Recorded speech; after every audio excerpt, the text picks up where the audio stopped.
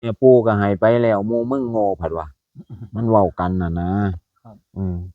จักพ่อสิว่าจั่งใดคือเลขมันบ่หลายนั่นน่ะบ่ต้องไปซื้อยายดอกมันมาพ้อก็ไปเห็นแล้วก็ไปซื้อเอาเด้อซื้อเอา1551กี่ข นั่น วด ล่ะ น้ำมันนี่ก็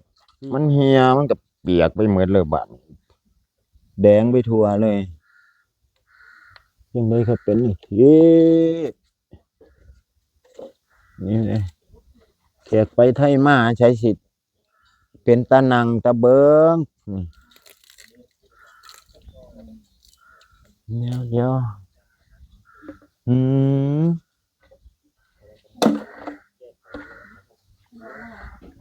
แก้ไขแนวใดเนาะนี่เนาะบางเที่ยเขามาเห็นเขาก็สิหารเอาบ่น้ำมนต์ก็ได้ใส่ให้ไหม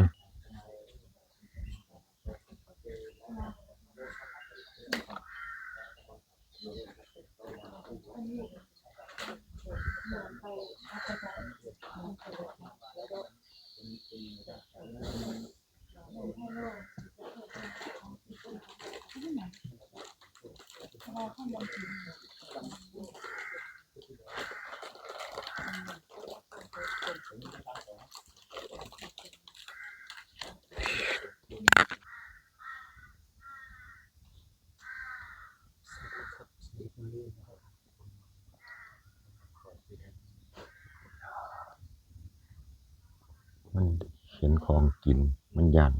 มีแนวกินปู่ก็บ่ไล่แหน่ปู่เอ้ยให้มันมาจิกของหมุนหมดนะ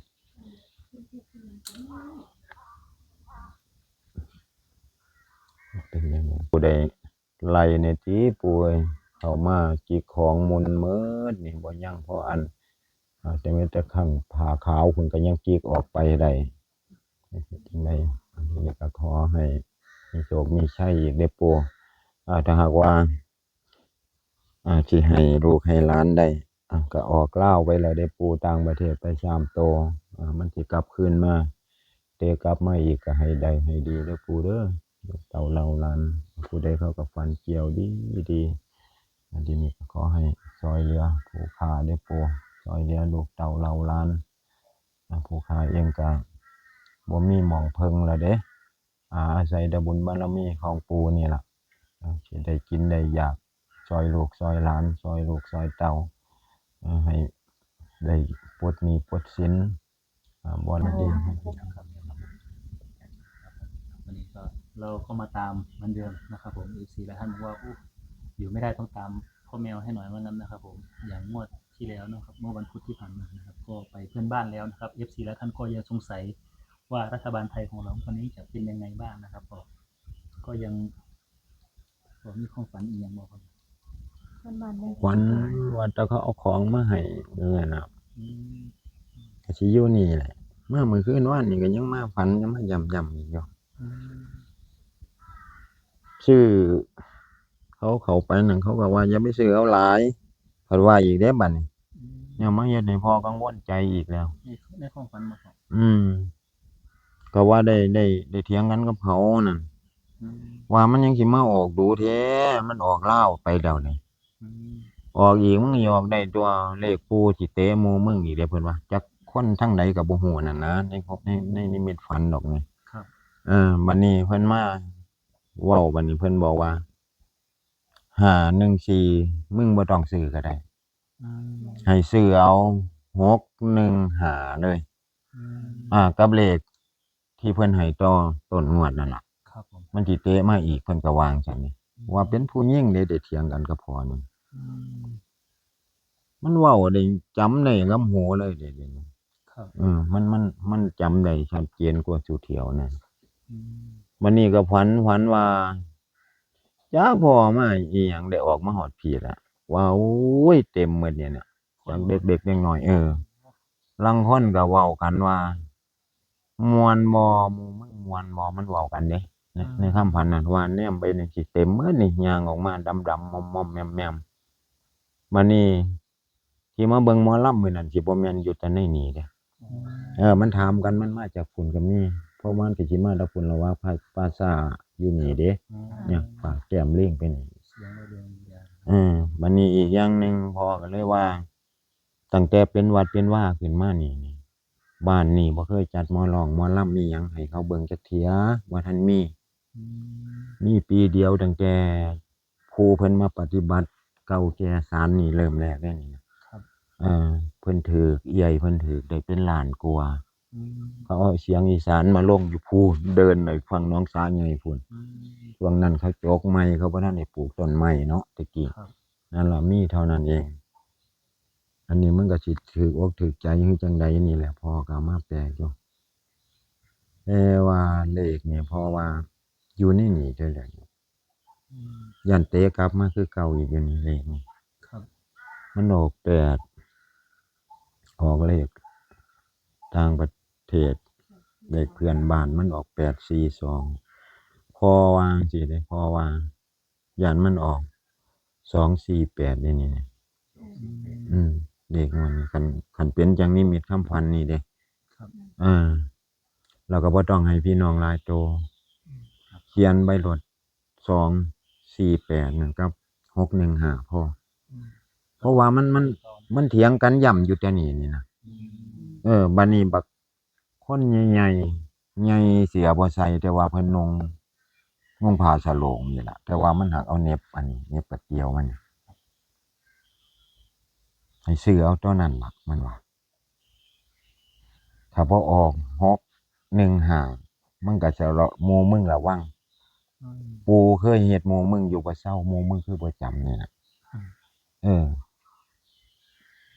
เลข2อยู่นี่ล่ะ2ตัวนี่แต่ว่าเป็นหยังจัง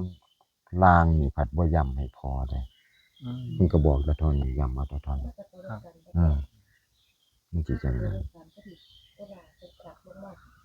เพิ่นก็ว่าสักลงมาลางนะพ่อก็ย้านมันดันเตะมาบนอีกปี3ตัว เขาผู้ใดโทรมาเขาก็ว่าเขาซื้อไว้อะเด้ตั้งแต่เห็นต้นงวดน่ะ เขาซื้อไว้เขาก็ฝันดีผู้ใดก็โทรมาก็ฝันดี อืม นั่นน่ะสิเฮ็ดจังได ว่าจะสิ คันแม่นฝันจังซี่นี่พ่อว่าสิได้อีกสิเข้าอีกเลขปู่นี่ อืม ถ้าบ่ออก3ตัวบนแต่ต้นงวดก็สิออกตัวนี้ล่ะ615เลยล่ะ อืม แล้วบ่จั่งซั้นก็สิ248 ครับ เตะกลับอยู่นี่ปู่เพิ่นมักสิจังซั่นเองออกแล้วก็ออกอีกได้เพิ่นก็ว่าอยู่ซำนี้ อืม สิว่าไงเลขบ่หลายงวดนี้บ่หลาย แล้วก็ล่างเพิ่นบ่ย้ำให้พ่อกับพ่อหารว่าคือกันเด้อ เป็นเน้นแต่เลขบน เพิ่นเน้นคันสิว่าเป็นล่าง มันก็เป็นเลข3ตัวนะเฮาสิเป็นล่างได้อยู่บ่ อืมก็แล้วแต่สิแล้วแต่สิ จับเอาจังได๋เวลาเฮาเล่นเฮาซื้อเฮาก็ต้องได้ล่างบนอยู่ไว้อยู่แล้วเนาะ ก็เลข เอาแค่นั้นล่ะ ทีนี้พ่อก็มักคือกันแบบนี้ อืม พี่น้องเฮาสิบ่ได้ลงทุนหลาย แม่นครับ ให้เพิ่นจับเอาจังได๋เฮาก็ได้ล่างเล่นล่างบนไว้อยู่นั่นน่ะนี่ ก็สิเขียนเป็นใส่ล่ะพอบอกว่า นี่บ่ ขายตองไหนก็ตัวบุก ไอ้ตัวใด ตัวนี้ ที่ใส่เขียนไหม ตัวนี้ตัวหมด เอาเขียนเอาใหม่เนาะ บ่ครับ ตัวนี้บ่อยาก ลงมาครับ เพราะว่าพออยากให้เขียนใหม่แล้วก็ลงในคลิปเลยมันสิเป็นตัวเดียวไป ครับ ให้เรียนเอา248แล้วก็กับตัวเขาย่ำกันดุๆนี่ล่ะ ครับ 615เนี่ยแต่ว่าลางมันบ่มีจะให้พี่น้องพิจารณากันเอาได้อยู่ดอกเฮ็ดจังได๋สิได้อีกอยู่นะคันฝันจังซี่เพราะว่ามันฝันดีมาตลอด ขอได้พูดถึง ตั้งแต่มื้อไอ้นั่นมาเลยแต่มื้อเพิ่นมาเล่นมาล่ำให้เพิ่นเบิ่งเนี่ยแตกวื่นๆว่านี่แหมไปยืนเถียงกันอยู่หม้องสี่แยกรอเฮียนพ่อน่ะ อืม จนมันเว้ากันหมอหนึงก็ว่าไสล่ะเอิ้นหัวหน้าเฮามาเบิ่งสิซอยมันบ่นี่อันลีตนเขาเพิ่นก็เอิ้นกันมาสิ มาปรึกษากันคือคนเฮานี่ล่ะ ครับ ทั้งผู้นั้นมาก็ซอยมันแหน่ลิตนมันผู้นี้มาก็ซอยมันแหน่ลิตนมันเป็นสิวางได้ อืม แต่ว่ามามีมื้อหนึงนี่แหละฝันว่าเจ้าของได้ห้องให้ว่ามีอีหยังเป็นอีหยังดอกพูดว่าในคำฝันว่ามีคนเขาบอกว่ายายมานำหาเจ้าไปอยู่ไสจังบ่มาคุยกับเราแหน่ อืม ว่าเจ้าของเพิ่นว่าได้ยินเขาเว้าส่ำนั้นก็คิดฮอดเราหลายกันห้องให้ในความฝันสะอื่นจนเจ้าของสะเดิดโอ้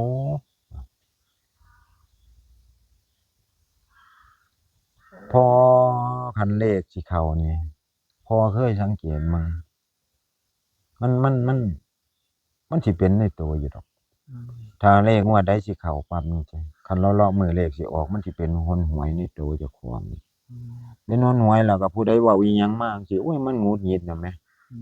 อืม นี่ก็มื้อวานนี่คือกันเด็กน้อยมันแล่นเล่นอยู่หั่นโอ้ยไล่แม่นซะสู่ซะซ้ายไป มันหนหวยยังเป็นจังไดมื้อนี้ก็ได้คุยกับปู่เข้าไปนุ่งขาวนุ่งหยังไปอย่างดีเลยได้ไปยืนเว้ากัน ครับ เลขนั่นบ่ให้หมู่มันไปนั่นมันก็โง่ยังพอสมบอกมันหลายเที่ยวแล้วว่าหมู่มึงคือโง่แท้ อืม ก็บ่พากันซื้อเอาถ้ามันซื้อเอาน่ะมันก็ได้ตัวเทิงลาวเทิงเลขไทยเพิ่นว่า อืม ได้เว้ากัน ว่าปู่เขาไปหายาสูบนำบ่มียาสูบถ้าว่าสิเอาอันนั้นให้หมู่เพิ่นม่วนใบตองให้อยู่ดอกก็บ่หารใส่เพิ่นพอดีพ่อก็บ่ค่อยได้อยู่ก็เลยบ่ได้เอาเพราะว่าอีกาจิกไปหมดเด้มุนมันยังจิกมุนมาแน่ การติด นั่นแหละเดี๋ยวสิจังสิเอาออกมาให้เราใหม่ดอก ปูแล้วมันเป็นยาม่วนโบราณบ่ เป็นยาใบตองกอกใหญ่ๆแห่งดีอันนั้นนี่ก็หลังจากหมอร้องหมอลำเพิ่นมาเล่นเลี้ยงพี่เลี้ยงน้องให้เพิ่นได้กินได้อยากมื้อนั้นล่ะมันก็มาฝันดีมาตลอดอยู่ อืม นี่ล่ะเอานี่ล่ะบ่ต้องเอาหลายโตว่ะ ครับ เลขออกอยู่นี่น่ะ อืม แม่นถ้ามันบ่ออก215ก็ออก248นี่แหละเลขนี่ อืม เพราะว่ามันเถียงกัน2คืนซ้อนนี่พอได้ยินนี่นะก็มันมันเว้าแบบบ่ได้แปลเลย มันก็จำได้หมดเนาะ อืม หมอนึงก็ว่า มันสิมาอยู่บ่615หมอนึงว่าเป็นหยังมันสิบ่มามันออกดีบ่ดีมันสิออก1 6 3ตัวมันพอเว้ากันบัดนี้ทั้งที่มันเว้ามาหลายนี่คือมันเน้น615นั่นล่ะหลาย เน้นๆครับ นั่นแหละว่าคันมันได้ย้ำซำนี้พ่อก็ว่าบ่อยู่นะ อืม เนี่ยมันสิเป็นคือเที่ยวกันเห็นบ่ว่าหลวงพ่อไปเขียนให้นั่น แม่น บัดสิไปย่างไปได้2-3ก้าวยังกลับคืนมาย้ำพ่ออีกอยู่ อืม มึงอย่าลืมให้เขาซื้อให้ได้เด้อนี่894น่ะ อืม มันก็ออกอีหลีก็บ่แม่นได้สิออกก็ออกนั่นมันก็ออกเลขต่างประเทศไปนะแต่ยังมาเตะออกเลขใหญ่อีก3ตัวนะเที่ยวนี้พ่อก็ว่าอยู่ออกอีกที่นี่มันเป็นจังซี่ออกอยู่ดอก มันบ่หลายตัว อ่า เบิ่งตัดเอาเด้อ นี่ล่ะก็ให้พี่น้องก็เบิ่งให้มันดีๆเบิ่งให้คักๆเนาะบางคนก็สิว่าอยู่หม้องใดคือบ่เข้าอกเข้าใจก็บ่เคยปิดเคยบังเนี่ยก็ให้เบิ่งกันอย่างชัดแจ้งนั่นน่ะเห็นบ่เบิ่งเอาก็มีแค่นี้ล่ะเลขปู่ อืม แต่ว่าตัวนิมิตคำพันนี่หลังจากบวงสรวงเพิ่นนี่ล่ะเพิ่นเข้าไปบอกตัวนี้ล่ะนี่พี่น้องจับเอาให้ดีเด้อนี่ล่ะอยู่นี่ เน้นย้ำเลยครับ ทันไปข้างหลังนะคะ เน้นย้ำเลย ให้พี่น้อง FC เพิ่นสิได้เข้าอกเข้าใจกันเบิ่งให้มันคักๆบัดออกไปแล้วผู้ลางคนก็ว่าโอ้ยเบิ่งบ่ชัดพัดว่าเบิ่งบ่เห็นบางคนก็ว่าเห็นอยู่แต่บ่ได้ซื้อคันว่าจั่งซั้นมันถูกอยู่ดอกบ่ได้ซื้อนั่นนี่เที่ยวนี้กับพี่น้อง สวัสดีค่ะ เที่ยวนี้ก็คือกัน สวัสดีทุกคนนะคะ บัดนี้เที่ยวนี้ก็คือกันกายทิม เลขตั้งแต่ต้นงวดนี่มันออกเล่าวไปและล่ะ3ตัวนี่ อืม ออกแล้วจ ที่นี่พี่น้องก็สิมากังวลใจเพอหยังกังวลใจว่านั่นล่ะมันออกต่างประเทศเพื่อนบ้านไปแล้วได้พอ อืม ก็สิบ่เล่น ครับ มันหามันเตะกลับมานี่เฮ็ดจังไดวังหนึงนี่มันออกลาวนี่3ตัวนี่8 4 2นี่ ครับ ตรงๆบัดนี้มันออกไปนี่ก็ได้ตัวนี้2 4 8นี่สิ อื มีไผไปห้ามมันได้เนาะ อืม ก็นี่ล่ะให้เล่นเอาแค่นี้เองนี่ตัวนี้เพิ่นเข้าไปย่ำนี่หลังจากหมอร้องหมาล่ำให้เพิ่นเบิ่งนี่นะนี่ไป2คืนซ้อนๆนั่นล่ะนี่อืม ครับ พี่น้องจังไดก็บัดสิว่าใช้2ตัวล่างมันบ่มีแบบเพิ่นให้จังซี่พ่อก็ให้จังซี่ ในที่ คือพ่อก็บ่ฮู้นะเพิ่นให้จังไดพ่อก็บอกพี่น้องไปจังซั่นนั่นล่ะจังไดเฮาเล่นเฮาก็ต้องล้างบนไว้อยู่แล้วล่ะ